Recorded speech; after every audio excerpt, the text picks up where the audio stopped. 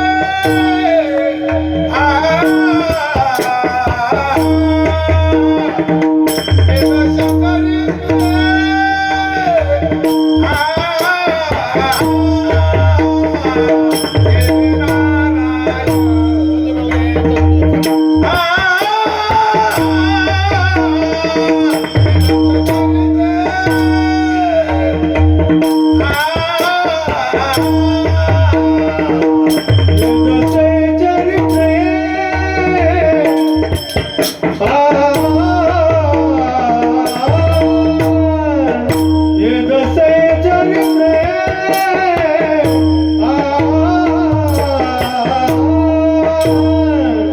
केले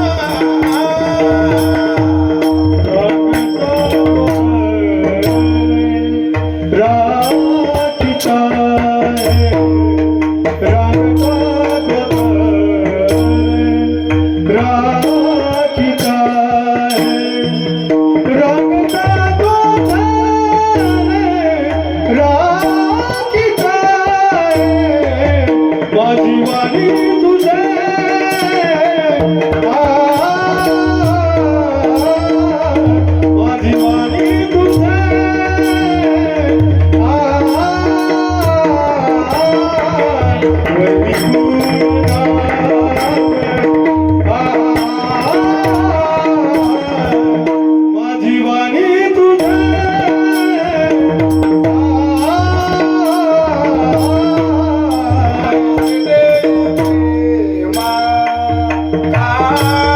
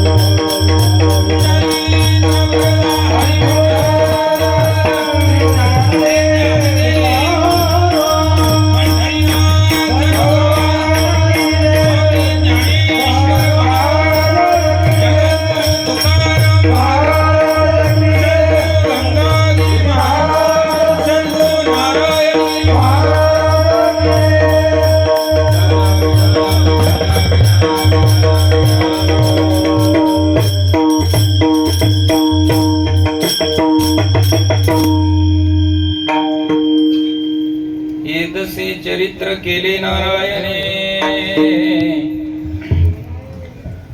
येदसे चरित्र केले नारायणे, रांगता गोदने राखीत आहे. हे सोंग सारिले या रूपे अनंते, पुढेही बहुते करणे आहे. आहे तुका म्हणे धर्म संस्थापने, आहे तुका म्हणे धर्म संस्थापने, केला नारायणे अवतार. माझी वाणी तुझे वर्णी गुणनाम, ऐसे देई प्रेम काही कळा विठ्ठल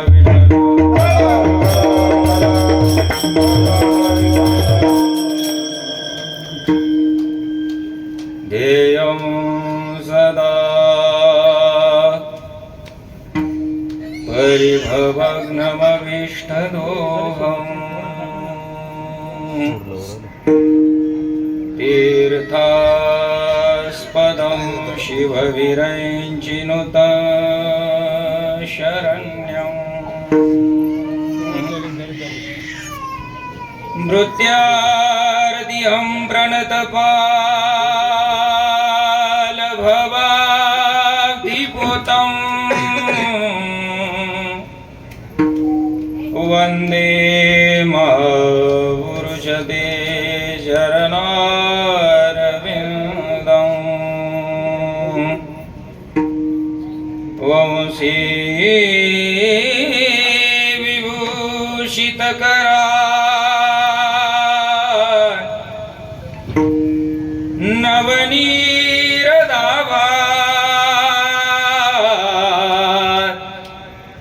पीताम्बराधरुणबिम्बफलाधरोष्टात्. पूर्णेन्दु सुन्दर मुखा धरविन्द नेत्रा.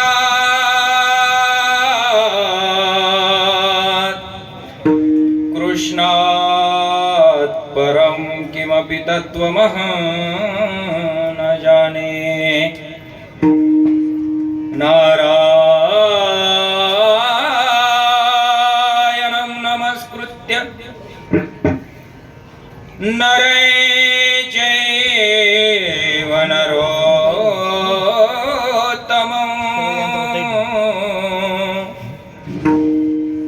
देवीं सरस्वतीं व्यासं ततो जयमुदीरयेत्।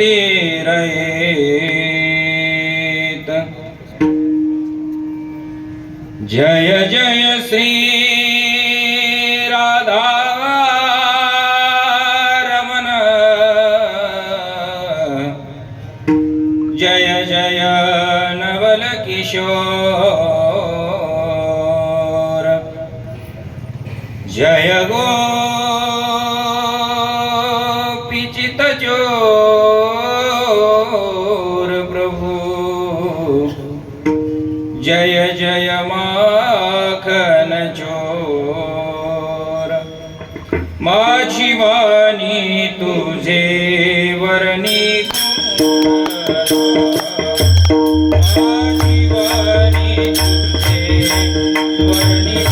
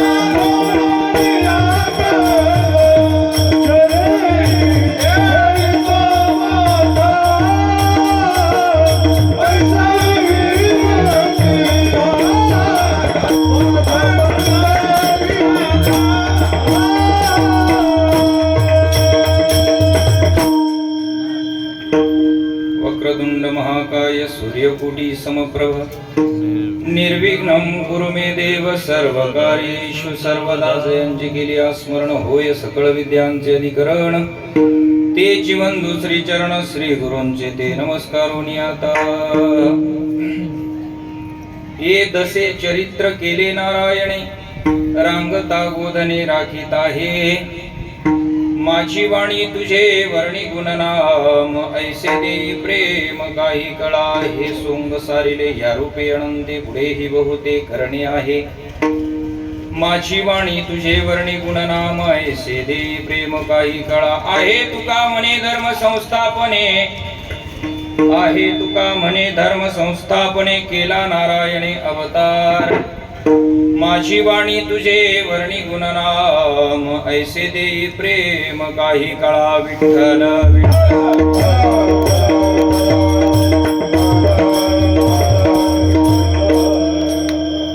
प्रस्तुत प्राप्त प्रसंगी प्राप्त स्थळी कीर्तनरूपी सेवेकरता निवडलेला अभंग अखिल पूर्ण ब्रह्मांड नायक अखिल गुणनिधी निधान रुक्मिणी प्राण संजीवन भक्त वत्सल श्री पंढरीश पांडुरंग परमात्मेचे निसिम भक्त कनिष्ठ भक्त वैराग्य मूर्ती जगदवंदिनी जगद्गुरु श्री संत तुकाराम महाराज यांच्या प्रतिभा शैलीतून आविष्काराला आलेला पाचवा वेद म्हणजे जगद्गुरु तुकोबरायांची गाथा. त्या गाथा या ग्रंथातील बाळक्रीडेतील उत्कृष्ट गोड चिंतनीय 3 चरणाचा अभंग आज प्रतिपाद्य सेवेकरता मी आपल्या समोर गायला आहे. विढाला काल्याच्या अनुषंगाने घेतला जाणारा हा अभंग आहे. काल्यासाठी महाराज गवळणीचं प्रकरण आहे. काल्याच्या स्वतंत्र एक काल्याचे अभंग सुद्धा आहेत आणि बाळकडीतले ही अभंग या ठिकाणी आपल्या वारकरी संप्रदायाची परंपरा आहे. ही परंपरा आपल्याला टिकवणं गरजेचं आहे. बाळक्रीडेचे अभंग या ठिकाणी काल्याच्या कीर्तनासाठी घेतले जातात आणि म्हणून हा बाळक्रीडेतला अभंग आहे. अभंग 3च चरणाचा आहे, परंतु आपल्या श्रेष्ठांचा असा शिष्टाचार आहे. आपल्या वारकरी संप्रदायाची एक परंपरा आहे. या वारकरी संप्रदायामध्ये मौलिक ज्ञानोबरायापासून जगद्गुरु तुकोबरायापर्यंत आणि त्यांच्यानंतर तुम्ही आम्ही सुद्धा ती परंपरा आजतागायत जोपासत आलेलो आहोत. आणि म्हणून बाळक्रीडेच्या अभंगाला माझी वाणी तुझे वर्णी गुणनाम ऐशी देई प्रेम काही काळ हे ध्रुपद घेण्याची परंपरा आपल्या वारकरी संप्रदायाची आहे. आणि म्हणून अभंग 3 चरणाचा आणि ध्रुपद धरून 4 चरणाचा आजचा अभंग आज प्रतिपाद्य सेवेकरता मी आपल्या समोर गायलेला आहे. या अभंगामध्ये जगद्गुरु तुकोबरायांनी भगवंताचं अवतार कार्य आणि भगवंतानी अवतार केल्यानंतर कोणत्या कोणत्या लीला केल्या आणि कशा प्रकाराने केल्या याचं वर्णन अभंगामध्ये केलेलं आहे. येदसे चरित्र केले नारायणी रांगता गोधने राखीत आहे. रांगत असताना काय केलं भगवंतानं महाराज त्या ठिकाणी गायी राखलेल्या आहे. गायी राखलेल्या आहे इथपर्यंत सगळ्यांना माहित आहे. महाराज भगवंत गायीच्या पाठीमागे वळती द्यायला जात होते असंही सर्वांना माहित आहे. पण भगवंतानं का गायी राखल्या किंवा त्याचा तात्विक अर्थ काय हा सगळ्यांनाच माहित असेल अशातला काय भाग नाही. कारण तात्विक दृष्ट्या जर पाहिलं तर गुण आम्ही इंद्रियांचं ज्यांनी राखण केलं ज्याचे इंद्रिय स्वाधीन होते भगवंतानं महाराज त्याचंही वर्णन या अभंगातून केलेलं आहे किंवा जगद्गुरु तुकोबरायांनी केलेलं आहे असं म्हणणं वावगं ठरणार नाही. कारण आपले इंद्रिय जर आपल्या ताब्यामध्ये असतील तर त्याला देखील गोरक्ष असं म्हटलं जातं. त्याला सुद्धा गोरख असं म्हटलं जातं. आणि नाथ संप्रदायातले जे गोरक्षनाथ आहेत ते गोरक्षनाथ ते गोरक्ष होते आणि म्हणून त्यांचा या ठिकाणी गोरख म्हणून आपण उल्लेख करतो नाही का. बरोबर आहे का. तर महाराज ते इंद्रिय त्यांच्या स्वाधीन होते म्हणून असा एक तात्विक अर्थही निघतो. आणि भगवंतानी महाराज सर्वसामान्य जीवन जगत असताना 11.5 वर्ष ज्या लीला केल्या ज्या गोकुळामध्ये राहून लीला केल्या त्याचं विशेषत्वानं वर्णन पहिल्या चरणामध्ये आहे. रांगता गोधने राखीता आहे हे सोंग सारिले या रूपे अनंते पुढे ही बहुते करणे आहे. भगवंताला भरपूर कार्य करायचंय पण हे जे सोंग आहे या ठिकाणी तुकोबरायांनी सोंग हा शब्द वापरलेला आहे. तुम्ही आम्ही सुद्धा महाराज या मृत्यू लोकामध्ये हे सोंगच घेऊन जन्माला आलेलो आहोत हे विसरू नका. लक्षात येते हे काय आहे एक प्रकारचं हे सोंगच आहे. आणि या सोंगाला एक ना एक दिवस तो अखिल कोट ब्रह्मांड नायक परमात्मा जो आहे एक ना एक दिवस संपवणार म्हणजे संपवणार. म्हणून या सोंगाच्याही जास्त काही महाराज त्या ठिकाणी आहारी जाऊ नका. जास्तीत जास्त परमार्थ करा असंही महाराज या 2ऱ्या चरणातून आपल्याला थोडस तात्विक चिंतन करता येईल. आणि म्हणून जगद्गुरु तुकोबराय सांगतात हे सोंग सारिले या रूपे अनंते पुढे ही बहुते करणे आहे. मग भगवंतालाही पुढे भरपूर कर्म करायचे होते आणि आपल्याला सुद्धा काय कमी कर्म करायचे आहेत का. हे सोंग घेऊन आपण या मृत्यू लोकात आलो. हे सोंग संपल्यानंतर महाराज आपली पुढची वाटचाल व्यवस्थित झाली पाहिजे ना. आणि म्हणून आपल्याला सुद्धा हे सोंग आपल्याकडे आहे तोपर्यंतच चांगले कर्म करावे लागतील म्हणजे आपले पुढचे जे काही जन्म असतील पुढचा जो काही प्रवास असेल हा सोयीस्कर सुखकर होईल. आणि म्हणून पुढेही बहुते करणे आहे. शेवटी तुकोबराय सांगतात या मृत्यू लोकामध्ये भगवंत जो अवतार कार्य घेतो ना त्या अवतार कार्यापाठीमागे काहीतरी कारण असतं आणि ते कारण या अभंगाच्या शेवटच्या चरणामध्ये जगद्गुरु तुकोबरायांनी सांगितलेलं आहे. आपण गीतेमध्ये नेहमी ऐकतो महाराज. गीतेतला मी जर 1-2 श्लोक जर तुमच्या समोर सांगितले महाराज तुमच्या पाठांतरातले नसले तरी कमीत कमी ते श्लोक तुमच्या प्रत्येकाच्या कानावर पडलेले आहेत. आम्ही व्यासपीठावर बसलेलेच नाही तर माझ्या समोर बसलेल्या सगळ्या माता भगिनी असतील माझ्या समोर बसलेले सगळे तरुण बांधव असतील पाठीमागे बसलेले जे काही सगळे पुरुष असतील महाराज कीर्तनाच्या अनुषंगाने आलेले या प्रत्येकाच्या कानावर ते श्लोक पडलेले आहेत. त्या श्लोकामध्ये गीतेमध्ये भगवंतानं त्याचं अवतार कार्य कशासाठी याचं वर्णन केलेलं आहे. सांगू का श्लोक तुम्हाला. मी सुरुवात केली की तुम्ही पुढे म्हणणार आहे मला माहिती. यदा यदा हि धर्मस्य ग्लानिर्भवति भारत अभ्युत्थानमधर्मस्य तदात्मानं सृजाम्यहं परित्राणाय साधूनां विनाशाय च दुष्कृतां धर्म संस्थापनार्थाय संभवामि युगे. आता व्यासपीठावरची सगळे माझे बरोबर श्लोक म्हटले आणि तुमच्याही प्रत्येकाचे हे 2 श्लोक कानावर पडलेले आहेत की नाही? प्रत्येकाचे कानावर पडलेले आहेत. पण नेमकी या श्लोकात काय सांगितलंय भगवंतानं हे मात्र काय आपल्याला माहित नाही. तर भगवंतानं सांगितलंय मी या मृत्यू लोकामध्ये येतो, तो कशासाठी येतो याचं उत्तर या 2 श्लोकामध्ये भगवंतानं केलेलं आहे. भगवंत प्रातिनिधिक स्वरूपामध्ये या मृत्यू लोकामध्ये आल्यानंतर 3 प्रकारचं कार्य करतात. पहिलं कार्य भगवंताचं काय असेल तर महाराज त्या ठिकाणी भक्ता राखे पायापाशी. दुसरं कार्य भगवंताचं आहे दुर्जनाशी संहारी. वाईट प्रवृत्तीची जी माणसं आहेत ना महाराज त्यांचा संहार करण्यासाठी, त्यांना या मृत्यू लोकातून संपवण्यासाठी भगवंताचं हे दुसरं कार्य प्रातिनिधिक स्वरूपामध्ये. आणि तिसरं महत्वाचं जे सांगितलेलं आहे महाराज धर्म संस्थापनार्थाय संभवामी युगे युगे.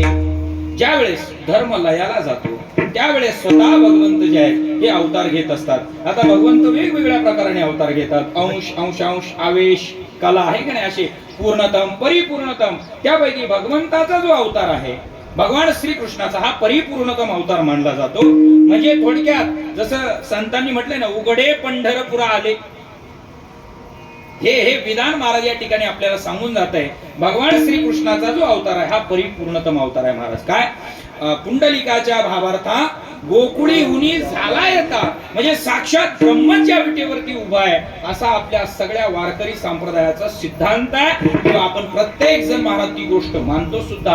आणि तो विटेवर उभा असणारा दुसरा तिसरा कुणी नसून तो माझा अखिलकोट ब्रह्मांड नायक भगवान श्रीकृष्ण परमात्मा आहे की ज्याचा परिपूर्णतम अवतार आपल्याला विटेवरती कटेवरती हात ठेवून पाहायला मिळतो.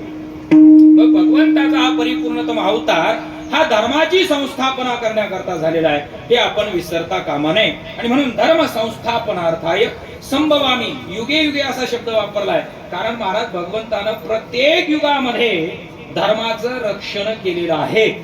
आणि त्याचा पुरावा आपल्याला गीतेमध्ये 4थ्या अध्यायातल्या 1ल्या श्लोकामध्ये सापडतो. इमं विवस्वते योगम प्रोक्तवान हमव्यम विवस्वान मनवे प्राह मनुरिक्ष्वा कवे ब्रवीत.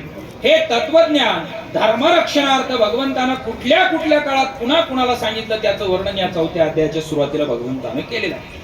एकंदरीत भगवंताचे 3 प्रमुख कार्य जे आहेत धर्माची संस्थापना दुर्जनांचा संहार आणि संतांचं रक्षण या 3 प्रकारचं कार्य भगवंत या मृत्यू लोकामध्ये करतात. त्याचं वर्णन तुकोबरायांनी केलेलं आहे. तुका म्हणे धर्म संस्थापने केला नारायणे अवतार. भगवंताने या मृत्यू लोकामध्ये अवतार केलाय हे धर्माचं रक्षण करण्याकरता केलेला आहे. असा एकंदरीत अभंगाचा शब्दशः अर्थ मी तुमच्या समोर प्रतिपादन केला. झालं माझं कीर्तन. परत कुणी म्हणायला नको महाराजांनी अभंगाचा भावार्थ सांगितला नाही. सविस्तर सांगितलाय की नाही? कळलाय की नाही तुम्हाला सगळ्यांना अभंग? अर्थ तरी कळला की नाही? अभंग नसेल का अर्थ कळला की नाही? कळला. कशाचा कळाला? हा कोणत्या अभंगाचा कळला? बोला बोला बोला बोला. व्यासपीठावरचे गप्प. हा कोणत्या अभंगाचा कळला? येतसे चरित्र केले ध्यान रूपपा कोणता अभंग? येतसे चरित्र येतसे चरित्र केले नारायण. हा असे श्रोते पाहिजे. मुद्दाम बघितलं म्हणलं तुम्ही श्रोते आहात की श्रोते आहात पाहिलं पाहिजे ना. आता मला याला थोडासा उशीर झाला म्हटलं तुम्हाला 2 अभंगात काय डुकला बिकला लागला की काय विचारलं पाहिजे ना. कारण काय असतं महाराज बाकीच्या ठिकाणी माणसाला गोळ्या घेऊन सुद्धा झोप येत नाही. पण इथं कीर्तन मंडपामध्ये आला का त्याला बिगर गोळीची पटकन झोप लागते अशी परिस्थिती आहे. आणि त्यात मला यायला उशीर झाला थोडासा. आता तसा उशीरही झाला नाही. मी पाहुणे आला इथं हजर आहे. बरोबर आहे ना? चोपदार कुठे आहे? मी पाहुणे आला इथं हजर होतो. परंतु दादांनी सांगितलं की थोडंसं आता तरुणांचं नियोजन आहे. अजून स्वयंपाकाला सुरुवात झाली नाही. आपल्याला कीर्तन थोडंसं 11 साडे 11 वाजता सुरू करावं लागेल. आता 11 साडे 11 वाजता सुरू करावं लागेल म्हटल्यानंतर मी त्या अनुषंगानं म्हटलं मग माझं 1 तासाचं थोडंसं पुढं काम आहे ते काम करून येतो म्हणजे मला कीर्तन झाल्यावर तिकडे जाण्याची वेळ येणार नाही. बरोबर आहे. आणि म्हणून मी ते काम करायला गेलो आणि येता येता थोडासा रस्ता खराब मध्ये JCB चालू गाडीच काढता येणार मला लवकर आणि मग त्याच्यामुळे 10 मिनिटं लेट झाले. बरोबर आहे की नाही? मग चूक कोणाची माझी का नाही? कोणाची चूक नाही. ते योग असतात दादा. आणि मी दादांना म्हटलं ना काय तक नका करू. सेवा करायची ना. आज काय दिवसभर कुठं काय काम आहे आता निवांतच आहोत आपण आता या ठिकाणी सेवा करण्यासाठी. आणि म्हणून 3 वाजेपर्यंत कीर्तन झालं तर काय हरकत नाही ना. हा? मी सगळ्यांनी टाळ्या वाजवल्या 3 वाजेपर्यंत कीर्तन. 3 वाजेपर्यंत बसणार का तुम्ही? बघा बरं, हालचाल सुद्धा करायची नाही कोणी.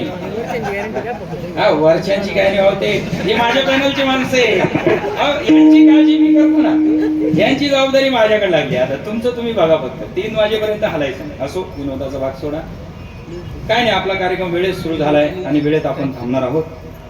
आज या ठिकाणी या पोहेगाव गावामध्ये एक आनंदोत्सव, की जी आपली या संप्रदायाची परंपरा आहे, बऱ्याच वर्षापासून चालत असलेला हा गणेश उत्सव. आणि त्या गणेश उत्सवाच्या निमित्त गेल्या 17 वर्षापासून हा जो हिंदुत्व ग्रुप आहे, या ग्रुपनं एक आगळिकता या उत्सवाला दिलेली आहे कीर्तनाच्या माध्यमातून. कारण मला आठवतं दादा, बाल्यावस्थेमध्ये ज्यावेळेस आपण गणेश उत्सव पाहत होतो, त्यावेळेस गणेशोत्सवामध्ये शक्यतो या व्यासपीठावरती फक्त हसले म्हणजे तुमच्या लक्षात आलं, बरोबर आहे ना. आवाज गोड हसले बाबा, बरोबर आहे ना. म्हणजे या व्यासपीठावरती आता मी कंबर बांधून उभा आहे, पण या व्यासपीठावरती कमरेला पट्टा लावून महाराज दुसरी एक व्यक्ती या ठिकाणी नृत्य करायला येत होती, बरोबर का दादा. म्हणजे 15-20 वर्षापूर्वीचा काळ असेल. आणि कालांतरानं महाराज परमार्थाचं महत्व समाजाला कळायला लागलं. वारकरी संप्रदायाचं महत्व, चांगल्या संस्काराचं महत्व. आणि हा गणेशोत्सव ज्या कुणी या ठिकाणी सुरुवात करून दिला, त्यांचा उद्देश हा समाजाला कळायला लागला. आणि मग समाजानं महाराज या उत्सवाचं रूपांतर कुठल्याही सांस्कृतिक कार्यक्रमामध्ये न करता धार्मिक कार्यक्रमामध्ये केलंय. आणि त्यातले त्यात 17 वर्षापासून अविरतपणाने हा हिंदुत्व ग्रुप या पोहे गावातला हा उत्सव करतोय ना. म्हणून एकदा या तरुणांसाठी जोरदार टाळ्या. ही काळाची गरज आहे दादांनो, ही काळाची गरज आहे. अरे, मी आज आवर्जून धर्म संस्थापनार्थ आहे या विषयासाठी मी अभंग घेतलेला आहे. मला माहित आहे काल्याचं कीर्तन आहे, परंतु मला आज या ठिकाणी सांगड घालायची आहे दादा. आज तरुण बांधव माझ्या समोर भरपूर असणार आहेत. आणि त्या तरुण बांधवांना धर्म कळणं ही काळाची गरज आहे. त्या तरुण बांधवांना संस्कार कळणं ही काळाची गरज आहे. त्या तरुण बांधवांना, तरुण बांधव ज्या काही माझ्या भगिनी आहेत, त्यांना महाराज संस्कृती कळणं काळाची गरज आहे. आणि म्हणून आवर्जून महाराज धर्माचं थोडंसं वर्णन या निमित्तानं व्हावं म्हणून मी अभंग निवडला. आणि या कार्यक्रमामध्ये आल्यानंतर मला समाधान वाटलं. एरवी आमच्या समोर, व्यासपीठाच्या समोर सगळे महाराज 60च्या पुढचे माणसं बसलेले असतात. 60च्या पुढचे. मग 60च्या पुढचे आज इकडे डाव्या हाताला आहेत आणि माझा तरुण वर्ग सगळा या ठिकाणी माझ्या उजव्या हाताला बसलाय.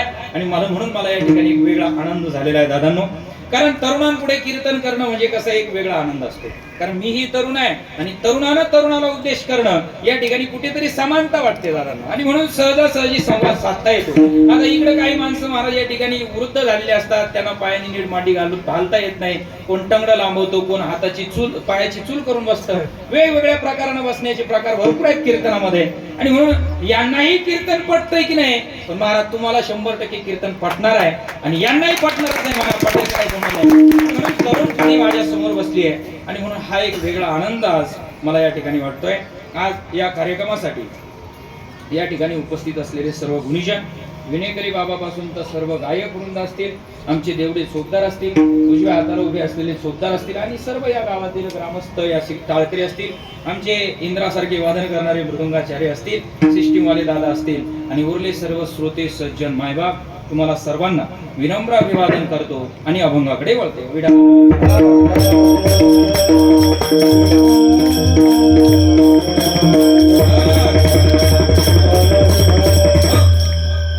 हे उत्सव करण्यापाठीमागची जी कारणं आहेत ना, ही कारणं आपल्याला दादांनो कळाली पाहिजे. गणेश उत्सव आहे ना, या उत्सवामध्ये आपला सगळा हिंदू बांधव जो आहे, हा बांधव एकत्र होतो. आणि एकत्र होऊन महाराज विचारांची देवाणघेवाण जी आहे या उत्सवाच्या निमित्तानं होत असते महाराज. आणि म्हणून हा उत्सव आपल्या जीवनामध्ये अतिशय महत्वाचा आहे. पण आता काही ठिकाणी जर आपण गेलो महाराज, त्या उत्सवाचं वेगळंच रूपांतर आपल्याला पाहायला मिळतं. वरती असं स्टेजवरती गणपती बाप्पाला विराजमान केलेलं असतं आणि स्टेज खाली रात्रभर महाराज त्या ठिकाणी गुल्ल्या आणि राणीचा डाव चालतो. बरोबर आहे ना? हा, पाहिलेलं आहे मी डोळ्यानं. महाराज एवढंच काय दादांनो, तुम्हाला दोष देऊन उपयोग नाहीये, तरुण पिढीला दोष देऊन उपयोग नाहीये महाराज. आजकालची काही महाराज सुज्ञ मंडळी की ज्यांनी 50 ओलांडी 65-70 पर्यंत ज्यांचं वय झालंय महाराज, ती मंडळी हनुमंतरायाच्या मंदिरामध्ये जाऊन महाराज त्या ठिकाणी ते 52 पत्त्याचं पारायण करतात. मग मला सांगा, जर यांनी जर 52 पत्त्याचं पारायण केलं तर हे का ज्ञानेश्वरी हातात घेतील का? काय वाटतं तुम्हाला? गीता सांगते ना, यद्यदाचरति श्रेष्ठस्तत्तदेवेत रोजनः स यत् प्रमाणं कुरुते लोकस्तदनुवर्तते. श्लोक नाही करणार तुम्हाला, माऊली ज्ञानोबरांची भाषा आहे का? एथ वडील जे जे करीती दया नाम धर्म ठेवीती येर त्याची अनुष्ठिती सामान्य सकळ. अरे वडीलधाऱ्या माणसाचं जसं वागणं असेल, जसं वर्तन असेल, तद्वत त्याचप्रमाणे त्यांच्या पश्चात असलेलं कुळ पिढी वागत असते. आणि म्हणून मग वडीलधाऱ्या माणसांचं जीवन कसं असलं पाहिजे? दोरेत असलं पाहिजे, रेषेत असलं पाहिजे महाराज. आणि म्हणून वडीलधाऱ्या माणसांनी अगोदर या गोष्टी सगळ्यांनी समजावून घेतल्या पाहिजे. पंढरपूरला जाताना एका गावामध्ये आमचा मुक्काम असतो दिंडीचा. गावाचं नाव सांगत नाही, एखादा पाहुणा तुमचा असला तिथं तिथून फोन जायला बसला, त्यापेक्षा गावाचं नाव सांगत नाही. आपलं झाकली उत्सवाला कधी महाराष्ट्रभर फिरायचंय ना दादा, असं काय करता? आणि हनुमंतरायाच्या मंदिरामध्ये पावसाचे दिवस होते. त्या ठिकाणी महाराजांनी आम्हाला थोडं सिनियर विद्यार्थ्यांना सांगितलं, बा आपल्याला माता मावल्यांना कुठं चांगली व्यवस्था होईल अशी थोडी 2-3 मंदिरं व्यवस्थित आहे का पाहून या. हनुमंतरायाच्या मंदिरात गेलो तर तिथं 52 पानाचं पारायण चालू होतं. आषाढी वारीचा काळ. आणि सगळ्यात मोठी शोकांतिका सांगायची झाली म्हणजे त्या 4-5 जणांमध्ये